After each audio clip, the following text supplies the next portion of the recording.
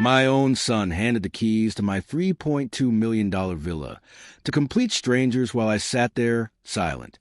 My name is Dr. Harold Mitchell, and for 6 long months, my family believed I was losing my mind. They watched me struggle with pill bottles, forget names at dinner parties, and repeat the same questions as if trapped in a loop.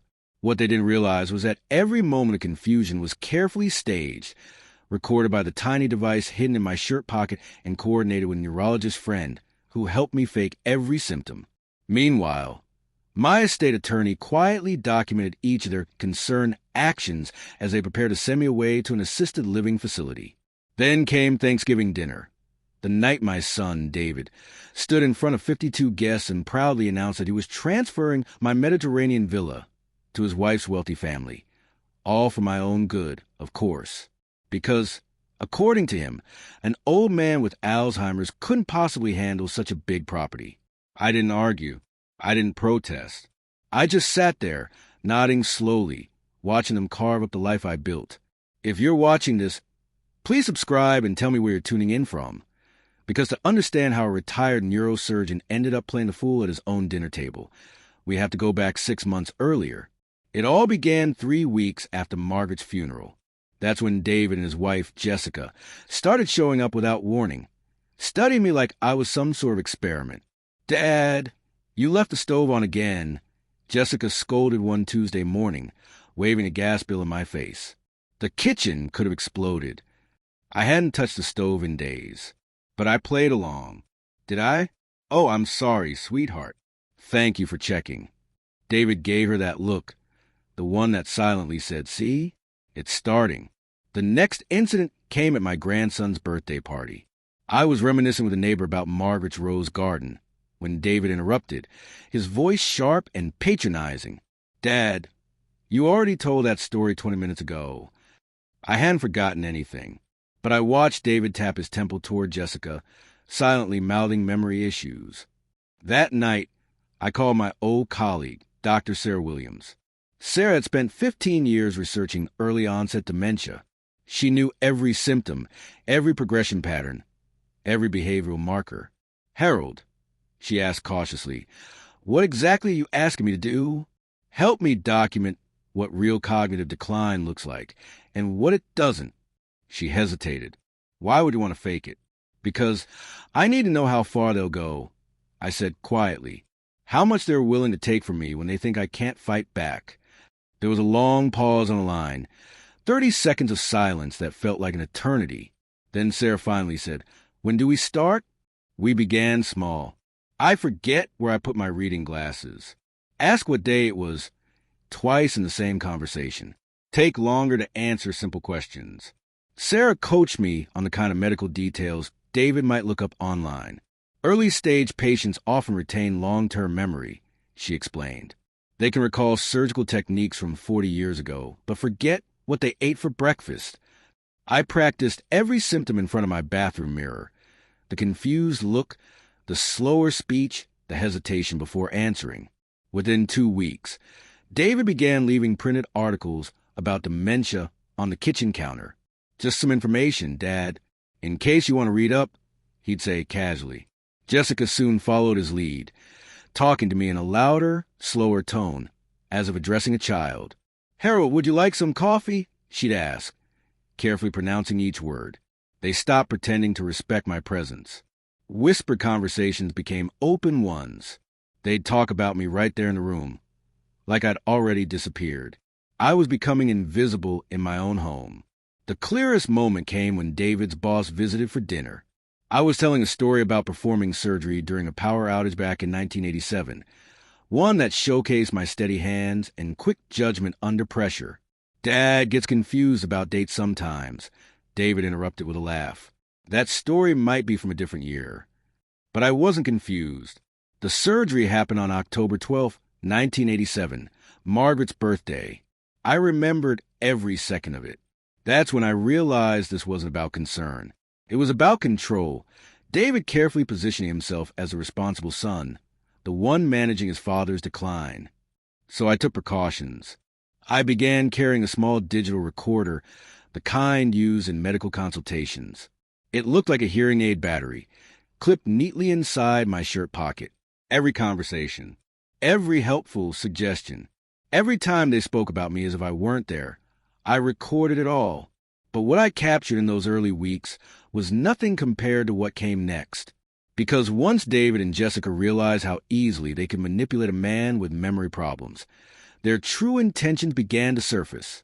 And that's when the real plan started to unfold. By September, the stakes were crystal clear. I wasn't just losing my independence. I was losing everything Margaret and I had built together.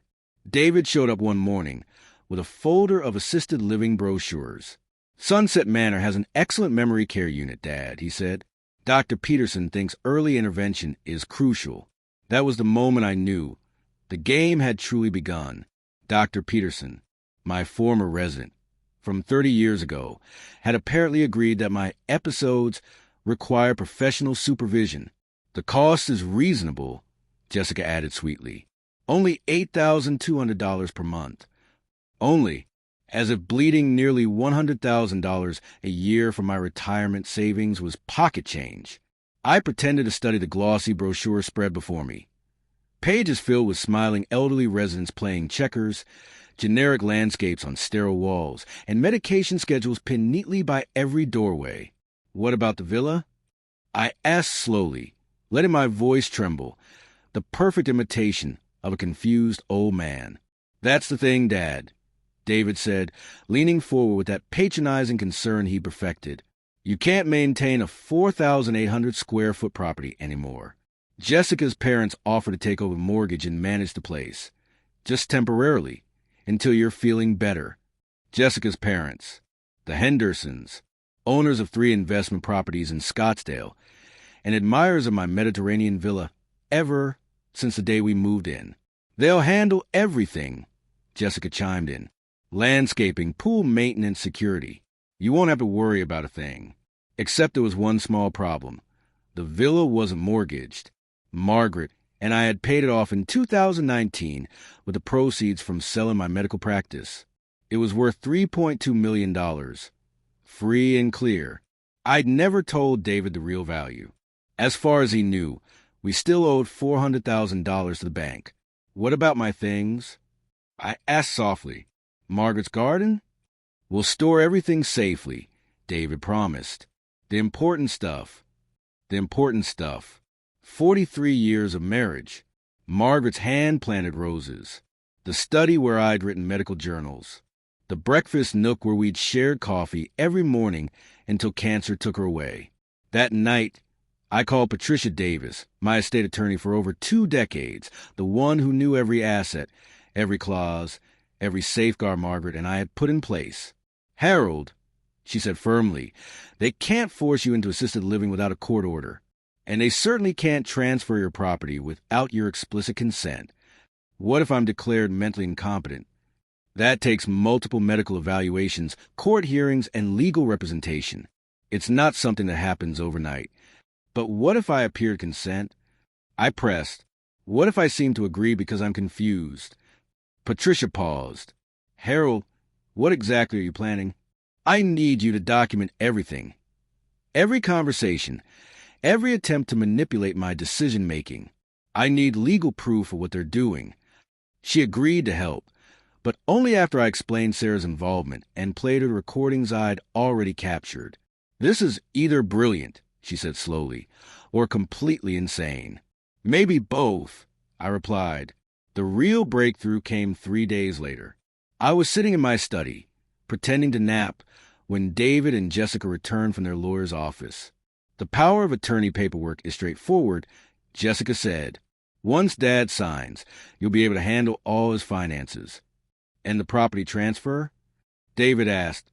"Mr. Henderson's lawyer says we can structure it as a family gift.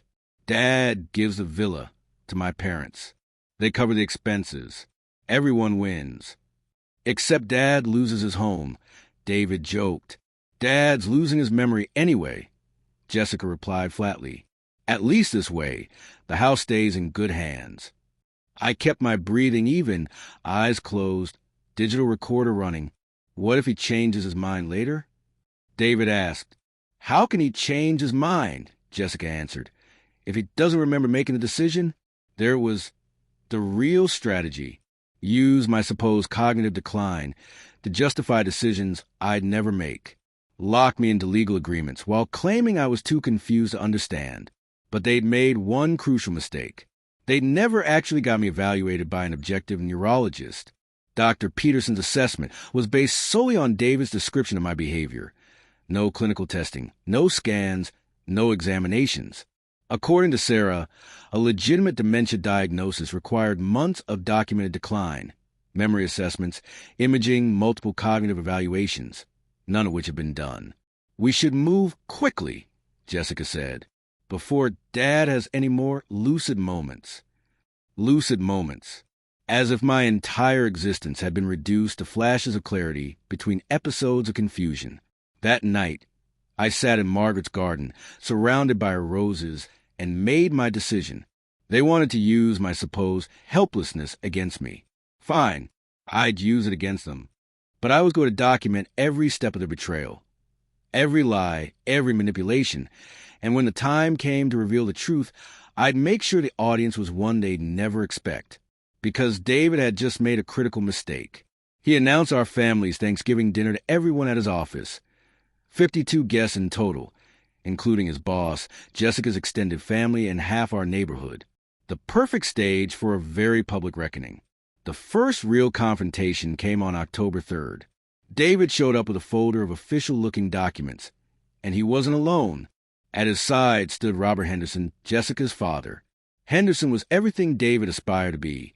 An investment banker, country club member, the kind of man who wore his wealth like expensive cologne, subtle but impossible to miss. Dr. Mitchell, Henderson said, shaking my hand with the smooth confidence of a man used to closing deals. David's told me so much about your situation, my situation, as though dementia were something I'd order for myself. Harold, David began, spreading the papers across my dining table. We need to discuss the property transfer. I leaned forward, narrowing my eyes in that carefully practiced look of confusion Sarah had taught me. It's just to make things easier for you, Dad, David explained, so you don't have to worry about maintenance. Henderson added smoothly, Doctor, my wife and I have managed rental properties for 20 years. We understand how overwhelming home ownership can become. The house needs work, Jessica chimed in. The roof, the pool system, the landscaping. It's too much for someone in your condition. My condition. I designed medical instruments that save lives. But apparently now I couldn't manage a sprinkler timer. What work? I asked slowly. Dad, you called me last week about a leak in the guest bathroom. David replied. I hadn't called him about anything, but the recorder in my shirt pocket captured every word. The property management alone costs $2,400 a month, Henderson continued. Plus insurance, taxes, utilities, you're looking at about $45,000 a year. The numbers were accurate. He'd done his research. But if we handle everything, he said, his tone syrupy with false generosity, you won't have those expenses. What about selling? I asked. David and Henderson exchanged a quick, nervous glance. Dad, the market's terrible right now, David said hastily. You'd lose money. That was another lie. Scottsdale real estate had climbed 12% since January. Besides, Jessica added softly, this way the house stays in the family. Henderson's family, not mine. I need to think. I said, keeping my tone calm but deliberate. Of course, Henderson nodded quickly. Take your time. But David's jaw tightened. Dad, we can't wait forever. Every month you delay, it costs more money. David. My voice carried just enough authority to remind him who he was talking to. I said, I need to think. Henderson rose instantly, smoothing his jacket. Absolutely, Dr. Mitchell. This is a big decision. Take all the time you need. After they left, I reached for my phone and called Patricia. They're pushing hard, I told Patricia. Harold, she said carefully, those documents Henderson brought, they're real. If you sign them, your house legally becomes his. Even if I'm declared incompetent, that's the gray area they're exploiting. If you appear to consent, Even while confused, the transfer could stand, especially without an official competency evaluation on record. And David's power of attorney request? Even more dangerous, she warned. Once he gets financial power of attorney, he can make property decisions on your behalf. You'd lose control of everything. That evening, David returned alone. "Dad," he began, using that calm, patronizing tone, "I'm concerned about this afternoon. You seemed agitated." "Did I?" I asked quietly. "Maybe we should schedule another appointment with Dr. Peterson," he suggested. "Why?" "To assess your current state. Make sure you're comfortable with the decisions we're discussing." Comfortable? As if comfort had anything to do with losing my home. "David," I said slowly, "can I ask you something?" "Of course." "Do you remember why your mother and I bought this house?" His expression softened just for a moment.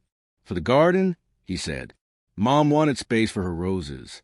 And the study, so you could write your medical papers. The guest wing for when we visited with the grandkids."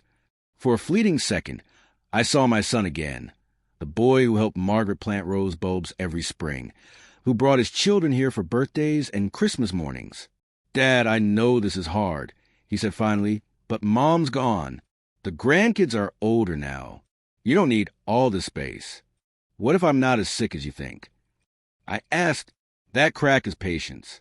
"Dad, you asked me about Mom's roses 3 times yesterday." "I didn't ask you anything about roses yesterday." I replied evenly. We didn't even speak. He pushed on, ignoring me. "You forgot Jessica's birthday last month."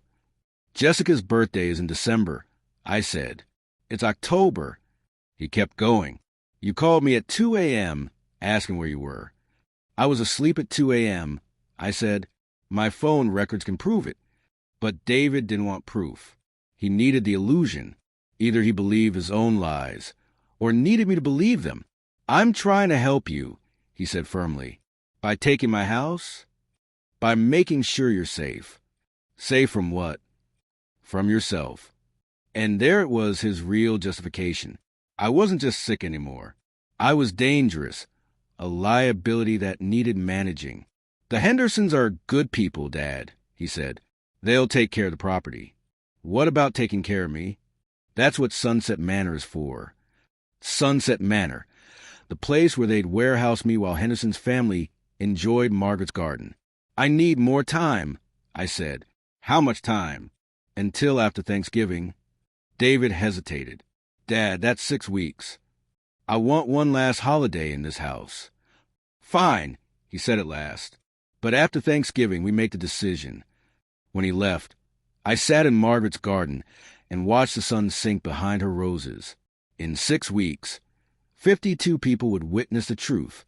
David had no idea what kind of decision was really coming. October brought subtle signs that my decline might not be as complete as my family believed. Dr. Sarah Williams started visiting more often. Officially, she was assessing my cognitive state. Unofficially, she was helping me perfect the performance of a lifetime. "Harold," she coached, "when you respond to complex questions, add a 2-second delay.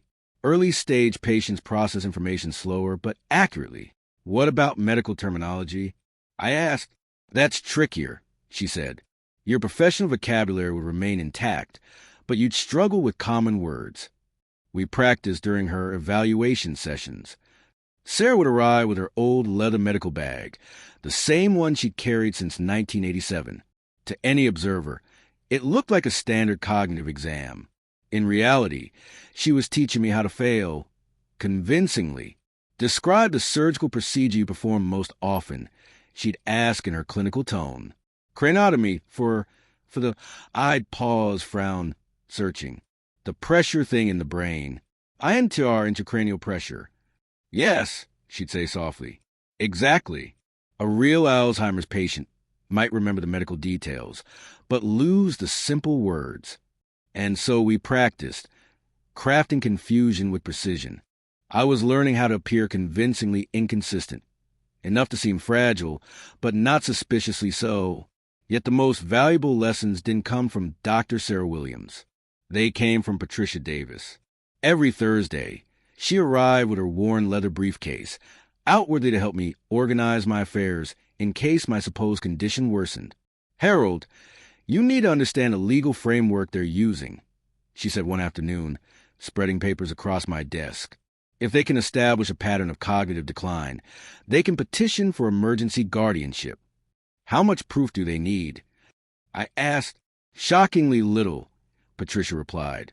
"A few statements from family members, a doctor's opinion, and evidence of poor decision-making. That could mean almost anything: bad financial choices, household safety concerns, even neglecting personal care."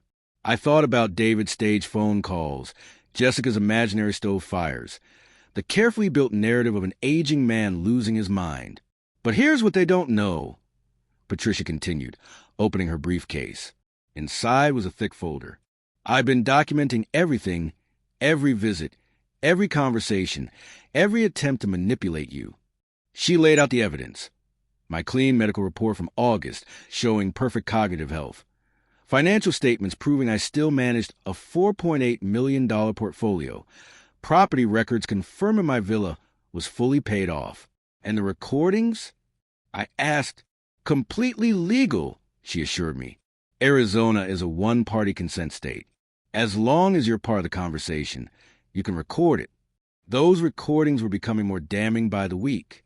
David and Jessica discussing my inevitable move to assisted living. Henderson calculating rental income and management fees. Jessica browsing dementia symptoms online. But the most revealing moment came on October 20th. David was standing in my kitchen. Phone pressed his ear. He thought I was napping. "Mom," he said to Jessica, "the power of attorney forms are ready. Dad just needs to sign them." I couldn't hear her response, but David's words were clear. "No, he hasn't been officially diagnosed. Dr. Peterson's just going off our descriptions. Of course, he seems normal sometimes. That's how early Alzheimer's works. Look, the Hendersons want to move forward. If we wait too long, Dad might have a lucid period and change his mind." Change his mind. As if my current clarity was the exception, not the truth. Then he said it. The sentence that sealed his fate. "After Thanksgiving, we'll have everything finalized. The house transfer, the assisted living placement, all of it." But David had made a fatal mistake. He had already bragged about our family Thanksgiving dinner at his office. 52 confirmed guests, including his boss, 3 senior partners, the Hendersons, and half the neighborhood. He wanted to showcase the devoted son managing his father's decline with grace and control. What he didn't realize was that he had just assembled the perfect audience for a public lesson in deceit and betrayal. Dr. Williams would be there, with her clinical reports. Patricia Davis would attend as our longtime family attorney, her legal folder ready. And I would have 6 weeks of recordings that revealed exactly what kind of man my son had become. The stage was set. The roles were assigned. David thought Thanksgiving would mark his victory. He had no idea it would become his day of reckoning. When Thanksgiving morning arrived, the air was crisp and clear, perfect for what David believed would be his crowning moment. By 2 p.m., expensive cars began lining the driveway. BMWs, Teslas, gleaming Mercedes sedans. David's colleagues mingled with Jessica's extended family, including her wealthy parents, Robert and Linda Henderson. From my study window, I watched the guests arrive, each step bringing performance closer to its climax. "Dad, you should get ready," Jessica called up the stairs. "People are starting to ask about you." I slipped into my best cardigan, the navy blue cashmere Margaret had given me for our 40th anniversary, and descended the stairs. "Harold," Robert Henderson greeted me with his polished smile, the one he probably practiced in mirrors. "You look wonderful." I smiled back, knowing he'd soon regret saying that. "Thank you, Robert." I said politely, "How's Linda?" "She's thrilled about the dinner," he replied warmly. "Jessica's told us so much about your transition plans." Transition plans. As if I were changing careers, not being quietly escorted to my own living funeral. David floated to the crowd, the image of the perfect, dutiful son, proud, composed, and just concerned enough to seem noble. "This is my father, Dr. Harold Mitchell," he said to his colleagues with a smile that didn't quite reach his eyes. Retired neurosurgeon. Built quite the legacy at Phoenix General. "Impressive," said Martin Crawford, David's boss, shaking my hand. "How are you enjoying retirement, Doctor?" "It has its challenges," I said slowly, forcing a faint tremor into my voice, the voice of an aging man losing his edge. David jumped in before the silence grew awkward. "Dad's been dealing with some health issues lately. Memory concerns." Crawford nodded sympathetically. "My father went through something similar. It's hard for everyone." "We've been lucky," Jessica chimed in, perfectly rehearsed. "My parents have been amazing, helping us understand all the care options." Right on cue, Linda Henderson appeared beside me, clutching a glass of Chardonnay. "Harold, your villa is absolutely stunning," she gushed.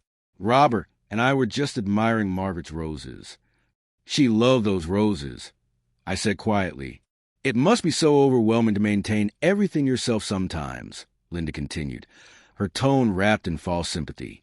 "Well, you won't have to worry about that much longer." By 4 o'clock, all 52 guests had arrived. The air buzzed with conversation and the scent of roasted turkey. David had positioned me at the head of the dining table, his honored guest, surrounded by his most important business associates. Before the first course was served, David stood, glass raised, his posture that of a man ready for applause. "Before we eat," he began, "I'd like to share some important family news." The chatter died instantly. 52 sets of eyes turned toward my son. "Many of you know that Dad has been facing some health challenges lately," David continued solemnly. "Early-stage dementia is a difficult journey for any family." Soft murmurs of sympathy rippled through the crowd. Heads nodded. A few hands touched hearts. "But Jessica and I have been incredibly blessed with support," he said, gesturing toward her parents. "Especially from Robert and Linda Henderson." Robert stepped forward, his words practiced and smooth. "Harold and Margaret have been like family to us for years. When we learned about Harold's condition, we knew we had to help however we could." "The villa requires constant upkeep," Jessica added sweetly. "The pool, the landscaping, the security. It's too much for someone struggling with cognitive decline." David took the floor again, voice steady and confident. "So after much discussion, we've made a decision as a family.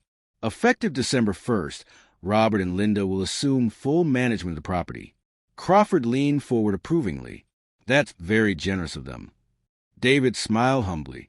"Dad will be transitioning to a wonderful memory care community, Sunset Manor. They have an excellent program for early-stage Alzheimer's patients." The crowd responded exactly as David had planned.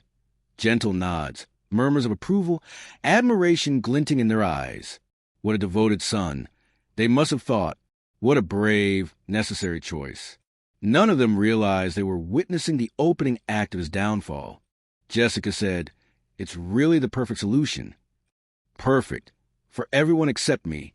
Robert Henderson raised his glass, his voice smooth and self-satisfied. "To family," he declared, "and to making difficult decisions with love and compassion." "To family," the guests echoed in unison, their glasses clinking like a chorus of hollow approval. I sat quietly, the image of calm compliance. The frail old man letting the younger, wiser generation decide his future. But while they celebrated my supposed surrender, I observed details that David hadn't accounted for. Dr. Sarah Williams had arrived during the announcement. She stood near the kitchen doorway, her medical bag at her side, eyes sharp behind her glasses, as she watched David's carefully scripted performance. At the far end of the room sat Patricia Davis, my attorney, her leather briefcase resting neatly beside her chair. And near the bar, my neighbor, Detective Mark Johnson, casually lifted his phone, recording the scene. David had invited him as a family friend, unaware that Mark's instinct for deceit were sharper than any camera lens. "Harold," said Martin Crawford gently, "how do you feel about these arrangements?" It sounds good," I murmured, deliberately hesitating. "I trust David." "That's wonderful," Crawford smiled. "Can't be easy, giving up your independence." "No," I agreed softly. "It's not easy." Of course, what Crawford didn't know, what none of David's colleagues knew, was that Arizona law required strict procedures to transfer property from someone deemed cognitively impaired. Official medical evaluations, legal safeguards, court approval. none of which had taken place. Actually, a calm, authoritative voice interrupted from across the room. There might be some legal complications with that timeline. Every head turned. Patricia Davis stood, briefcase in hand, her expression steady but firm. "I'm sorry to interrupt," she said, "but as the family's attorney, I have some serious concerns about this proposed property transfer." David's smile faltered. "Patricia, we've already discussed this," he said quickly. "Everything's been handled properly." Patricia raised an eyebrow. "Actually, it hasn't." The room fell silent. 52 guests, frozen mid-sip and mid-bite, suddenly realized they weren't watching a sentimental family moment. They were witnessing the start of a scandal, and they had no idea that the confused old man at the table had been recording every single conversation for the past 6 months. Patricia unclasped her briefcase with a deliberate click that echoed through the dining room. "Ladies and gentlemen," she said clearly, "I apologize for the interruption, but there are a few facts about the situation that deserve clarification." David's face flushed crimson. "Patricia, this isn't the time." "Actually," she said, cutting him off, "this is exactly the time." She drew out a thick folder and held it up. "Especially since you've made this public announcement in front of 52 witnesses." Jessica gripped David's arm, panic flickering in her eyes. "What is she talking about?" Patricia turned toward Robert Henderson. "Mr. Henderson, you mentioned assuming management of this property for someone suffering cognitive decline. Could you tell me, what medical documentation have you reviewed to confirm Dr. Mitchell's condition?" Henderson hesitated. "Well, David and Jessica have kept us informed about Harold's diagnosis." "What diagnosis?" Patricia pressed. "The, early-stage Alzheimer's," Henderson stammered. "From Dr. Peterson, I believe." Patricia nodded slowly. "Dr. Peterson, who hasn't examined Dr. Mitchell in 18 months, and whose assessment was based entirely on family reports of supposed concerning behavior." A wave of discomfort swept through the room. Guests exchanged uneasy glances. This wasn't the heartwarming display of devotion they'd expected. It was the unraveling of a deception. "Now," Patricia said, gesturing toward the kitchen entrance, her voice calm but commanding, "let's talk about what a proper medical evaluation actually looks like. Dr. Sarah Williams, would you join us, please?" Patricia's voice carried calmly through the stunned dining room. Sarah stepped forward, her medical bag in hand. A ripple of recognition passed through the crowd. Several guests whispered her name. She had been featured in Phoenix magazine just months earlier for her groundbreaking research on dementia and cognitive resilience. Dr. Williams, Patricia announced, is one of Arizona's leading neurologists. She has been conducting comprehensive evaluations of Dr. Mitchell's cognitive function for the past 6 months. David's face went pale. "That's not.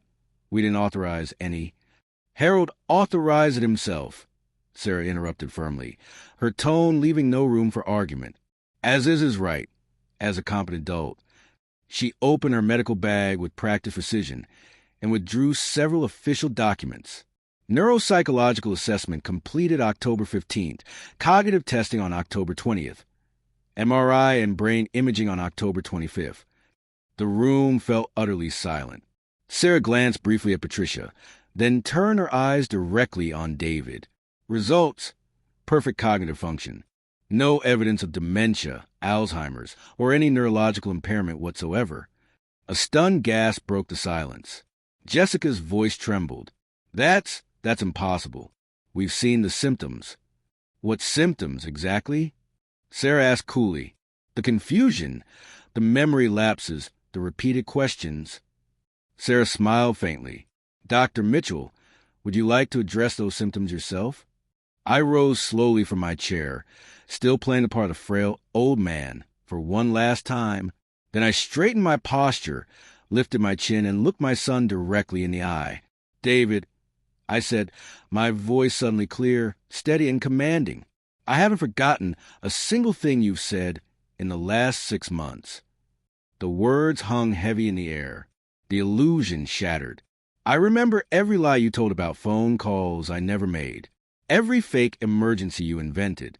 Every whisper about shipping me off to assisted living so you could take my home." David's face drained the color. "Dad, what are you—" I remember you telling Jessica that I was losing it anyway, so nobody would question property transfer. I continued, my voice cutting through the room like a scalpel. Gasps rippled around the table. I remember Robert Henderson calculating property management fees for a house he thought he was getting for free. Henderson's face went sheet white. And I remember you bragging to your colleagues that dealing with my decline was exhausting, but at least the house would stay in good hands. Reaching into my shirt pocket, I pulled out the small digital recorder, the same one that had been quietly running for half a year. Would you like to hear some of those conversations? I asked. The dining room erupted in murmurs and frantic whispers. David's colleagues stared at him in disbelief. Henderson was edging toward the door, his drink trembling in his hand. 6 months, I continued. 23 hours of recorded conversations. Every lie, every manipulation, every attempt to steal my home under the guise of care. Dad, we were just trying to help, David began. Help. I snapped, my voice sharp and surgical. You were trying to commit elder abuse, and you were arrogant enough to do it in front of witnesses. Martin Crawford, David's boss, stood up abruptly, his expression frozen between shock and disgust. David, he said gravely, I think we should. The room was no longer a family gathering. It was a courtroom, and David had just been exposed, publicly, completely, and irrevocably. Crawford. Patricia interjected firmly, turning to face him. As David's supervisor, you should be aware that your company's ethics policy explicitly prohibits elder abuse. It's grounds for immediate termination. Crawford's face went pale. He looked as if he might be sick. Without another word, I pressed play on the recorder. David's voice filled the room. Look, the Hendersons want to move forward. If we wait too long, Dad might have a lucid moment and change his mind. Then came Jessica's voice, nervous but complicit. What if he changes his mind later? David again, cold and calculated. How can he change his mind if he doesn't remember making a decision? A wave of horror rippled through the guests. These were not the voices of loving children. They were the voices of predators, carefully plotting a theft. Detective Mark Johnson stood. Harold, I need to ask, did you consent to these recordings? I nodded calmly. They're all conversations I was part of, Mark. And as you know, Arizona is a one-party consent state, Dr. Sarah Williams added, and the medical evaluations were entirely legitimate. Harold requested full testing to confirm his mental competency. Jessica was sobbing now. Harold, we were told. You were told what you wanted to hear. I interrupted quietly, that I was weak, confused, easy to manipulate. I looked around the room at 52 stunned faces. But here's what you all need to understand. David didn't just want my house. He needed it. Patricia, ever professional, pulled out another set of papers. David's financial records, she announced. Significant debt, maxed out credit cards, and a second mortgage, one he's been hiding from Jessica. Jessica spun toward David, her face pale. What second mortgage? $180,000, Patricia replied crisply. Due in full by December 31st. Jessica's voice was barely a whisper. David's shoulders sagged. I was going to tell you when you'd stolen my house to pay for it. I finished for him. The room seemed to tilt as the truth settled in. A family was unraveling in front of 50 witnesses. Robert Henderson began edging toward the door. I think there's been a misunderstanding. The only misunderstanding, I said sharply, was believing I wouldn't fight back. I turned to David, my son, the boy I'd taught to ride a bike, whose college tuition I'd paid, whose wedding I'd hosted in this very dining room.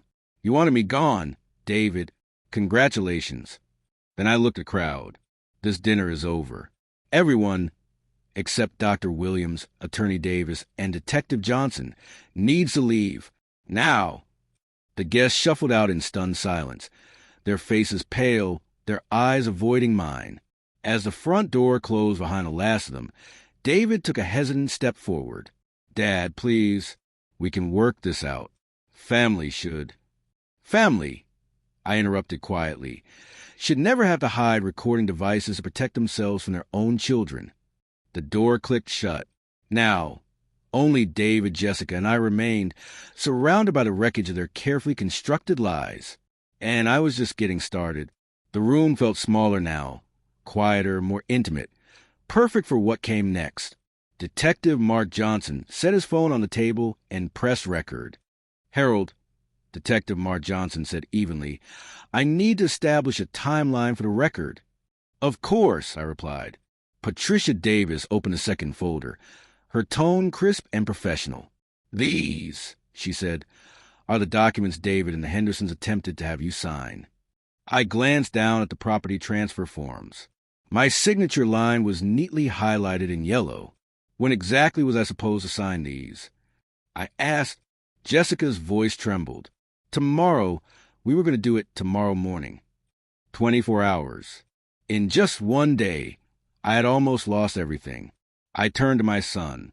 "David," I said calmly, "do you realize what you just confessed to in front of a police detective?" David stared down at his hands. "Dad, I never meant." "You never meant to get caught." I finished for him.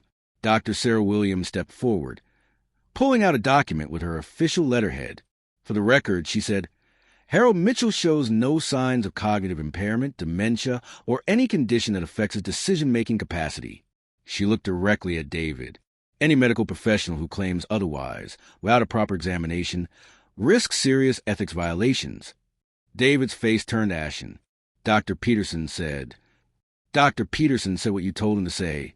Sarah interrupted sharply, based entirely on fabricated symptoms that never existed. Detective Johnson leaned forward. "David, I'm asking you directly. Did you and Jessica plan to transfer your father's property without his informed consent?" David hesitated. "We thought he was sick." "That's not what I asked." A long, heavy pause. Then quietly, "Yes." Johnson's voice stayed steady. "Did you coordinate with Robert Henderson to assume possession of property valued at $3.2 million? David swallowed hard. "It wasn't supposed to be permanent." "Yes or no?" "Yes." Jessica broke down completely. "David, what have you done?" What he had done was commit multiple felonies in front of witnesses. But I wasn't finished. "Patricia," I said evenly, "please read the property ownership documents." Patricia pulled out the official deed. "Property at 4847 Desert Vista Drive, Scottsdale, Arizona," she read aloud. "Owned free and clear by Harold Mitchell. Appraised value as of September 2024, $3.2 million. Any mortgages or liens? None. Any legal authority for David Mitchell to transfer this property? None whatsoever." I turned back to David. "So tell me," I said quietly, "how exactly did you plan to give away something that was never yours?" His answer was barely audible. "The power of attorney, which I never signed," I said, "but you were going to, based on lies about my mental capacity." Detective Johnson continued writing. "Harold, do you want to press charges?" The room went completely still. David lifted his tear-filled eyes. "Dad, please. I know this looks bad, but we're family."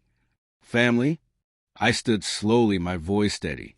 "Let me tell you about family, David." I walked toward the window overlooking Margaret's garden. "Family means your mother spent her last 3 months in this house, in that garden, because she wanted to die where she was happy." I turned back to face him. "Family means I worked 16-hour days for 40 years to build something I could leave to my children. Family means when your son needs $50,000 for graduate school, you don't hesitate. When he can't afford his wedding, you write the check. When his first business fails, you cover his debts, quietly without making him feel ashamed." David was openly crying now.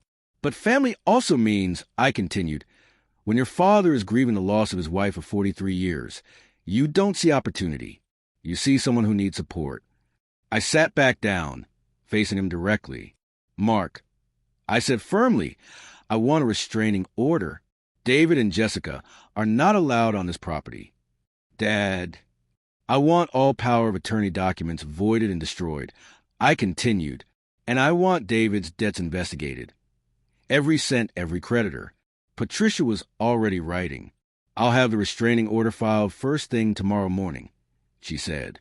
"And Mark," I added, turning toward the detective. "I want you to investigate whether Robert Henderson knew this was fraud," I said firmly. Mark Johnson nodded. "I'll need copies of all the recordings." "Of course," I replied. David swayed slightly, his voice trembling. "Dad, what about my job?" I looked at him steadily. "If Crawford reports this, you should have thought about that before you try to steal my house. You'll lose everything." David's eyes widened. "I'll lose everything?" I leaned closer. "Really? Look at yourself. The man who was willing to warehouse his own father to solve his financial problems. David, you've already lost everything. You just don't realize it yet." Jessica clutched David's arm. "We need to leave." "One more thing," I said as they paused at the door. "Your children, my grandchildren, they're welcome here anytime. But you're not. And if you try to use them as leverage, if you try to manipulate them the way you manipulated me, that access ends permanently." David opened his mouth to argue, but quickly shut it. "The door locks will be changed tomorrow," Patricia added. "Any attempt to enter this property will result in trespassing charges." Jessica turned back one last time, voice shaking. "Harold, I'm sorry. I really thought. You thought an old man with a dead wife would be easy to control," I said quietly. She flinched. "You were wrong." Once they left, the house felt peaceful for the first time in months. Mark finished his notes. "Harold, this case will take time to investigate fully." "I understand," I said, "but based on what I saw last night, there are definitely grounds for elder abuse charges." Sarah packed her medical bag. "I'll submit my official evaluation to the court tomorrow. You are fully competent to make your own decisions." Patricia organized her legal documents. "The property is secure. The power of attorney attempts are void. You're legally protected." I walked him to the door, then returned to Margaret's garden. Tomorrow, the real consequences would begin. Tonight, I was just a man sitting among his wife's roses, finally able to think clearly. For the first time in 6 months, I wasn't pretending to be confused. I was exactly where I belonged. The aftermath began before sunrise the next morning. My phone rang at 6:47 a.m. Martin Crawford's name flashed on the screen. "Dr. Mitchell, this is Martin Crawford, David's supervisor. I need to discuss what happened at your dinner last night." "Of course, sir," I replied. "I want you to know that Pinnacle Investment Group takes elder abuse allegations extremely seriously. David has been placed on administrative leave pending a full investigation," Crawford said. "I appreciate that, Martin," I said. "Doctor, in your professional opinion, was David's behavior criminal?" "Ask Detective Johnson," I replied. "He's handling the investigation." Crawford paused. "Will there be media coverage?" I didn't answer immediately, letting the weight of last night settle in. "Why do you ask?" I said, raising an eyebrow. "Our firm manages retirement accounts for thousands of clients," Crawford replied cautiously. "If word gets out that one of our senior managers was involved in financial elder abuse, it could damage our reputation." "I'm not worried about the firm's reputation," I said calmly. "I'm worried about our clients' confidence in your ethical standards. You should have been more careful about who you promoted to senior management," I added. Crawford was silent for 30 seconds. Then he asked, "Dr. Mitchell, is there anything we can do to minimize the public impact of this situation?" "You can fire David, sir," I said firmly. "Today, publicly, with a statement that your company has zero tolerance for financial crimes against vulnerable populations." "But he hasn't been convicted," Crawford protested. "He confessed in front of 52 witnesses." I said, "What more do you need?" Crawford hung up. At 9:15 a.m., Detective Johnson arrived with 2 additional officers and a forensic accountant. "Harold, we need to examine David's financial records," Johnson said. "The district attorney is considering multiple charges." "What kind of charges?" I asked. "Elder abuse, attempted fraud, conspiracy to commit theft. If we can prove he falsified medical information, possibly forgery," Johnson explained.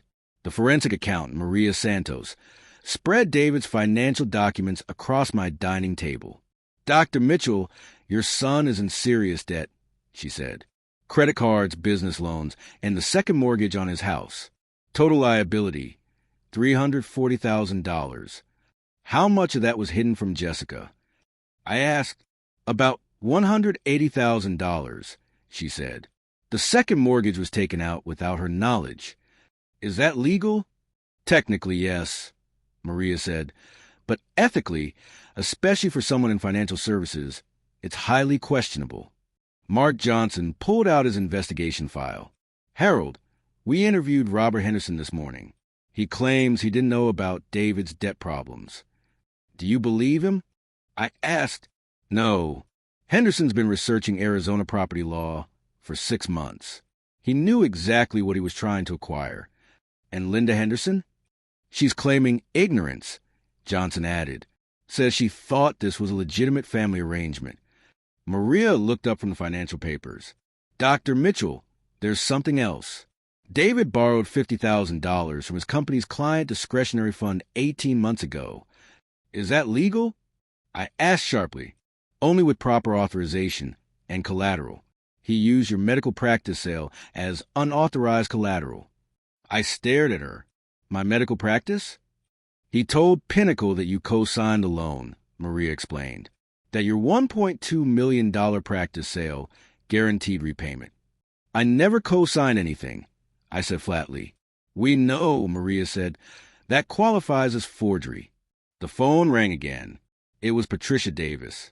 Harold, I have updates. The restraining order is now in effect. David and Jessica are legally prohibited from contacting you or approaching your property. The property transfer documents are voided, and I've also filed a protective order on your financial accounts. David cannot access anything. Good, I said, but Patricia hesitated. Harold, there's something else. Jessica filed for divorce this morning. I wasn't surprised. On what grounds? Financial fraud, concealed debts, and endangering family assets through criminal activity. Smart woman, I replied. She's protecting herself and the children from David's mess. At 2:30 p.m., the doorbell rang. When I opened the door, my granddaughter Emma stood there, 16, an honor roll student with Margaret's eyes. Grandpa, she whispered. Emma, come in, sweetheart. Dad said, I'm not supposed to visit anymore. Your father doesn't make those rules, I said gently. She threw her arms around me and held on tightly. Grandpa, what happened? Mom's crying all the time, and Dad's always talking to lawyers. I led her to the kitchen and made hot chocolate, just the way Margaret used to. Emma, I asked, what has your father told you about my health? He said you have Alzheimer's, that you can't live alone anymore. Do I seem sick to you? She studied my face for a long moment. No, you seem like yourself. Good, because I am myself.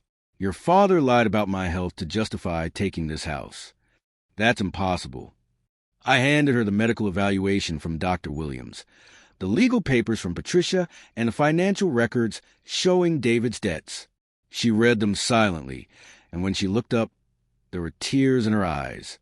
Grandpa, are you saying Dad tried to steal your house? I'm saying he did more than try. She wiped her face. Why would he do that? Because he needed money and thought I was too weak to stop him. But you're not weak. No, sweetheart, I'm not. What happens to Dad now? He'll face the consequences of his choices. And Mom, your mother is protecting herself and you kids. That's what good parents do. When she finished her hot chocolate, she looked at me carefully. Grandpa, can I ask you something? Anything. When Dad was my age, was he like this? I thought about David at 16, ambitious, competitive, but honest. No, Emma, he wasn't. Then what changed? He started believing that success mattered more than integrity. Is he going to jail? I don't know, I said, but he'll lose his job, his house, probably his marriage. Are you sad about that? I looked out the window toward Margaret's garden. I'm sad it came to this, I said softly. But I'm not sad he's finally facing the truth. Will you forgive him? Forgiveness and trust aren't the same thing, Emma. Maybe one day I'll forgive him, but I'll never trust him again. That evening, the local news ran a story about the elder abuse investigation.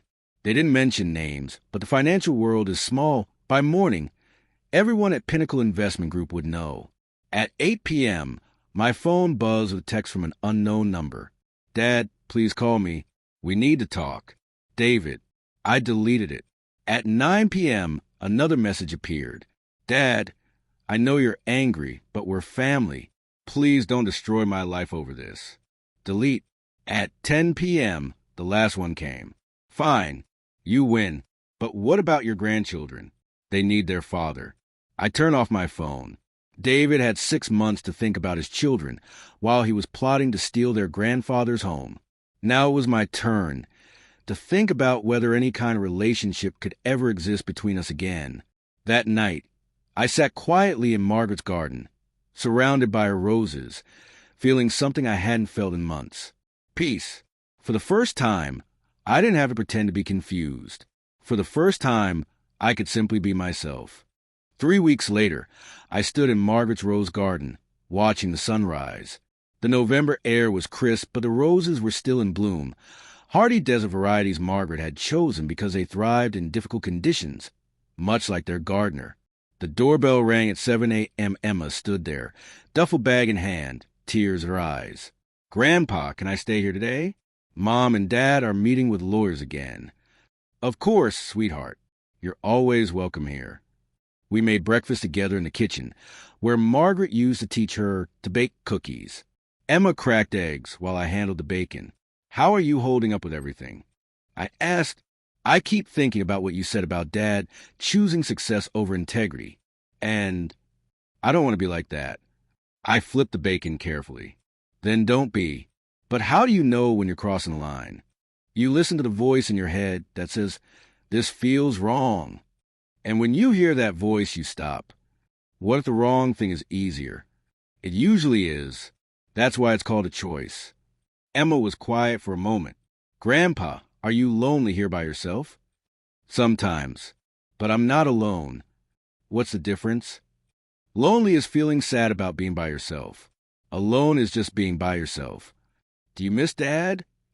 I miss who he used to be. After breakfast, Emma helped me in the garden. We replanted bulbs that would bloom in Margaret's memory next spring. Grandpa, will you tell me about Grandma when she was younger? So I did. I told her about Margaret's terrible cooking when we were newlyweds, her stubborn insistence on planting roses in the desert, and the way she hummed while solving crossword puzzles. She sounds perfect, Emma said. She wasn't perfect, I said, but she was honest and kind, and she never tried to take advantage of anyone who trusted her, like Dad did, like your father did. At noon, Patricia Davis called with updates. Harold, David accepted a plea bargain, guilty to attempted elder abuse. 2 years probation, $25,000 fine, community service. No jail time. The prosecutor felt probation was appropriate for a first offense, but David is permanently barred from working in financial services. What about Henderson? Charges dropped. Not enough evidence that he knew about the fraud. David was terminated this morning, and Pinnacle issued a public statement about their zero-tolerance policy. I hung up and found Emma reading in Margaret's study. Was that about Dad? She asked. Yes. Is he going to be okay? He'll survive, but his life is going to be very, very different. Good different or bad different? That depends on what he learns from this experience. That evening, Jessica came to pick up Emma. We spoke briefly on the front porch. Harold, I want you to know I had no idea about David's debt or his plans for property transfer. I believe you, Jessica. I'm filing for full custody of the children. David's behavior, I can't trust him around their finances either. That's probably wise. I said, Harold, I know this is awkward, but could the children still visit you? They love this house, this garden, the memories of their grandmother. I looked at Emma, listening from the doorway. They're welcome here anytime. This is their grandfather's house, not their father's. Thank you, Jessica said. After they left, I walked through the empty villa, 4,800 square feet, filled with 43 years of marriage. I wasn't lonely. I was finally at peace. My phone sat on the kitchen counter. Turned off.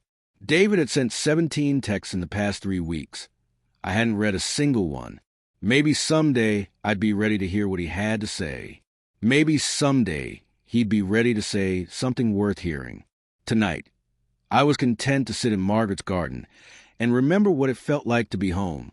Really home, not just in a house, but in a life built on trust, respect, and love. The kind of life my grandchildren deserve to inherit. The kind of life I'd almost lost to a son who forgot that some things are more valuable than money. But I didn't lose it. Because sometimes the best way to protect what you love is to pretend you're too weak to fight until the moment you prove them wrong. What's your story? Have you ever had to protect yourself from your own family? Let me know in the comments below. And don't forget to subscribe for more stories about standing up for yourself when it matters most.